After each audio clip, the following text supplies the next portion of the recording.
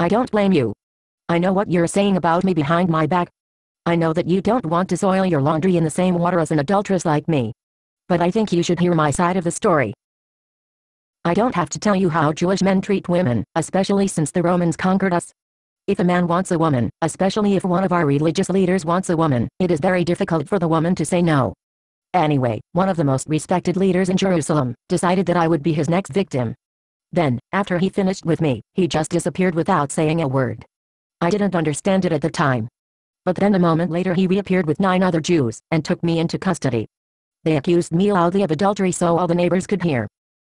They tied my hands, and hauled me away, but what I didn't understand, was why they didn't tie the hands of the man who forced himself upon me. Another thing I didn't understand, was why they didn't haul us out of the city, to stone us to death right away, as they usually do. Instead they took us to the temple. Why would they defile the temple with 2 adulterers? There were a lot of questions I didn't understand. They pushed their way through a crowd that was listening to a religious lesson by a rabbi named Jesus of Nazareth. As soon as they broke through, Jesus stopped teaching. They threw me on the ground at Jesus' feet, and accused me of adultery. Well, by law, I should be dead by now. So, I thought the reason I was still alive was, because maybe Jesus was some kind of prophet or something. Maybe he had supernatural power, to see who was guilty, and who was innocent. But, see, that was another odd thing. Only I was thrown at Jesus' feet. Only I was being accused. My attacker was now acting like one of my accusers. I'm thinking, what's going on here? Anyway, Jesus looked really irritated that they had interrupted his lesson, and defiled the temple with an adulteress. He tried to ignore them.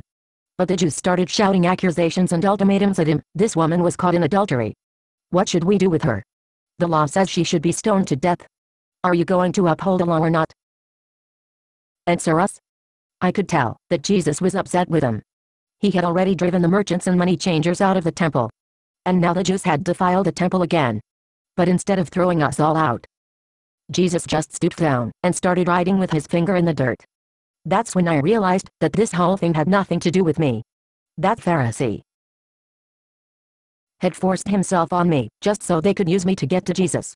I don't get involved with religion very much, but I've heard that Jesus claimed to be the fulfillment of prophecies of our Messiah. The Jews were sure that Jesus could not possibly be the Messiah, even though he gave them several miracles to prove it. And now they dragged me into it. And it looked like I was going to die, no matter what Jesus said about it. Anyway, the Jews wouldn't let up. They kept accusing me, and pointing fingers, and challenging the authority of Jesus until Jesus stood up, and raised his finger. I thought, if Jesus is really a prophet like everybody says he is, he would know all about their scheming, and that I'm just an innocent bystander. Tell them, Jesus. Tell them that you know that one of my accusers was actually my attacker. But he didn't say anything like that. He said, go ahead and execute her. Thank you very much, Jesus, you're a real savior, alright. Then, Jesus says, the man who is without sin should throw the first rock. Well, that's not much help. These Jews were all Pharisees. They all keep the law. They all claim to be as pure as the driven snow. I'm as good as dead. Then Jesus stooped down again, and started writing with his finger in the dirt. I suppose that, since he was teaching, before they interrupted him, he must be writing his lesson plans or something, while he waited for the Jews to haul me away, to stone me to death. But they didn't haul me away. Instead, one by one, the Jews walked away without saying a word. Within a couple of minutes, they were all gone. So, Jesus stood up, and looked around and said, Woman, where are they? Has no one condemned you? What a clever guy. I don't know how he did it, but according to Jewish law, without any witness to accuse me, nobody could stone me to death. I was a free woman. I said, no one, sir. Then, he looked me right in the eye, right down to my soul. I knew he could see that I wasn't just an innocent bystander, and that I was really an adulteress. That Pharisee who used me was not my attacker but my lover. I deserved to die, and Jesus knew it.